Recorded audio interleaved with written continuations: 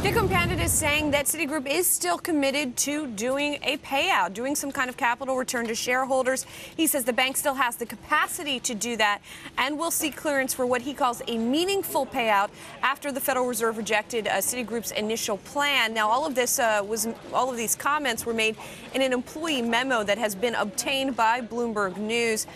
We should also mention that basically what the Federal Reserve rejected by Citigroup was its capital plan under its most dire scenario. Remember, we outlined some of the different criteria in that scenario, including a 13% unemployment rate and a 50% drop in equity prices. So under that scenario, the capital plan that Citi had submitted was indeed rejected. Pandit now saying in this memo, we still believe that our company has the capacity to return more capital to shareholders. We will work with the Federal Reserve to formulate a plan that returns meaningful capital while satisfying our regulators.